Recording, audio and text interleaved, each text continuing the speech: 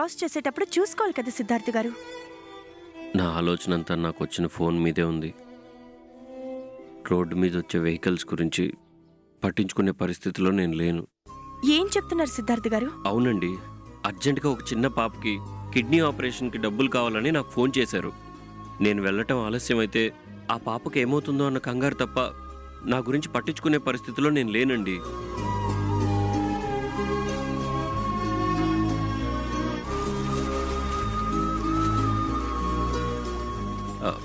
అనుగారు, మీరేమనుకోకపోతే ఒకసారి మీ ఫోన్ ఇస్తారా? నా ఫోన్ ఎక్కడో పడిపోయింది, అర్జెంటుగా కాల్ చేసుకోవాలి. Yes sure.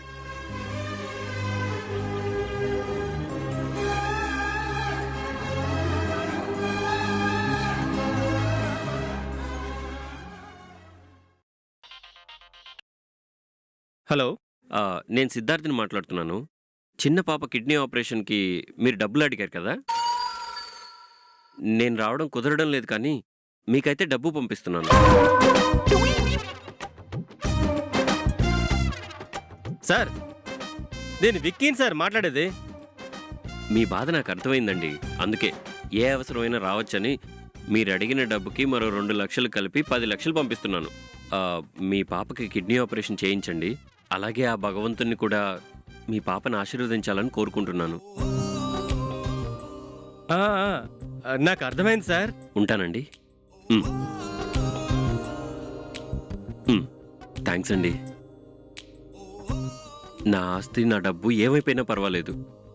అదంతా 10 మంది సంతోషానికి ఉపయోగపడుతుంది అంటే అదే నాకు పెద్ద ఆస్తి. మీరు చాలా గ్రేట్ సిద్ధార్థ్ గారు. చెప్పాను కదా అనుగారు, నేను ఒక అనాథని. ఇలా సేవ చేయడం వల్ల వాళ్ళ ఆశీర్వాదం నాకు ఉంటుందనే చిన్న స్వార్థం, వాళ్ళంతా నా వాళ్ళు అన్న స్వార్థం, ఈ జీవితానికి నాకు అది చాలు.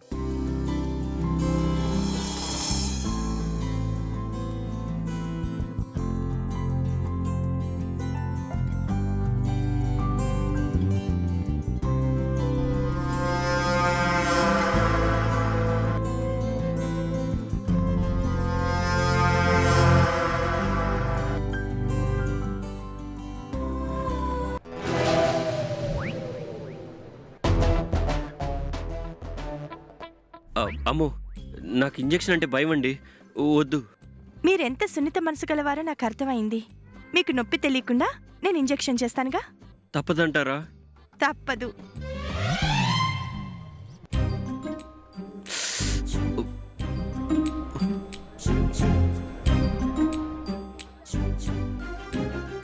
ఒకరోజు రెస్ట్ తీసుకుంటే సరిపోతుంది. అమ్మా అమ్మా అబ్బా, ఏం నొప్పులు రా బాబు.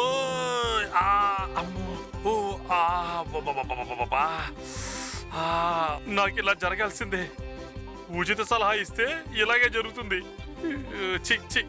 మావయ్య వెళ్దాం పదా. ఎక్కడికి తల్లి? నువ్విచ్చిన ఫస్ట్ ప్లాన్ సూపర్ సక్సెస్ అయింది కదా మావయ్య. అలాగే ఇంకో ప్లాన్ చెప్పావనుకో, బావతో నా ప్రేమ సక్సెస్ చేసుకోవడానికి నేను ట్రై చేస్తాను. అమ్మా, నీకో దండం, నీ ప్రేమకో దండం. నీ బావతో నేను ఇంకా కుట్టించుకునే ఓపిక లేదు. అమ్మా నన్ను వదిలే. నువ్వే అలా అంటే నా ప్రేమ జీవితం ఏమైపోవాలి మావయ్య? నీ సలహాల మీదే నా ప్రేమ ఆధారపడుంది. ప్లీజ్ మావయ్య.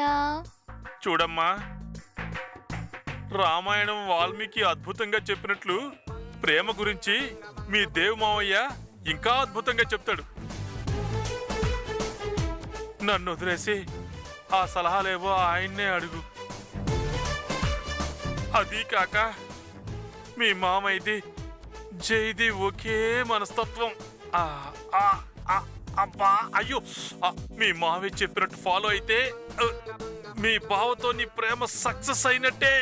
సూపర్ మావయ్య, దేవ్ మావయ్యని అడుగుతాను. Thank you so much. అయ్యో సారీ. అమ్మా, అబ్బా, ప్రేమ జోలికెళ్ళి తన్నులు తింటాం ఎందుకురా?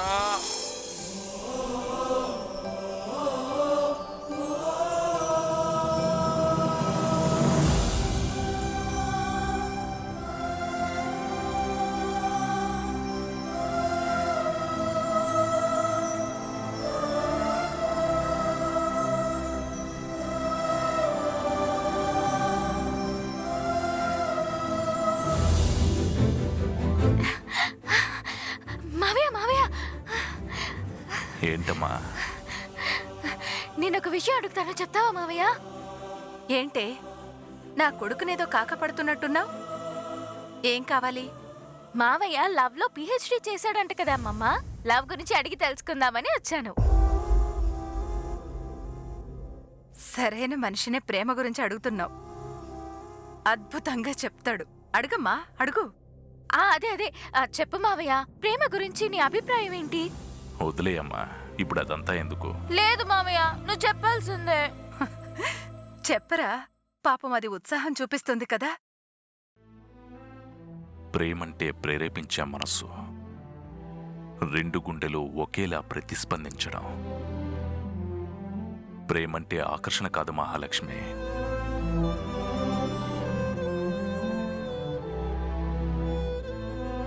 మనసు లోతుల్లో మొదలయ్యే ఆరాధన.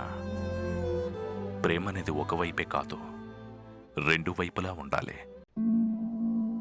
అలా ఉన్నప్పుడు సాగించే ప్రేమ మాత్రమే ఎప్పటికీ విజయం సాధిస్తుంది.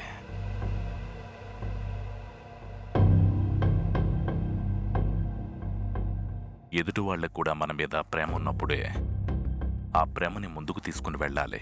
వావ్, సూపర్ మావయ్య. అవును, అబ్బాయిలకి అమ్మాయిలు ఎలా ఉంటే నచ్చుతారు?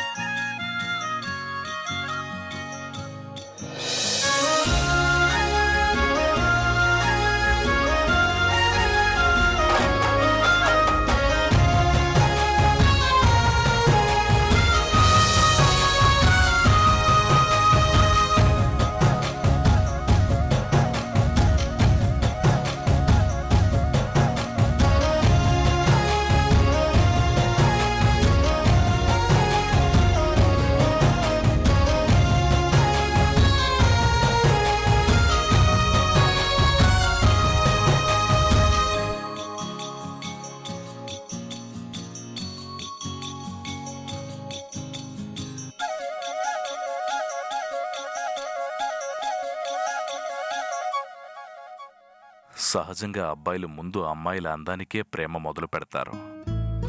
వాళ్ళు వేసుకునే బట్టలు, చెప్పే మాటలను చూసి ఆకర్షితులవుతారు.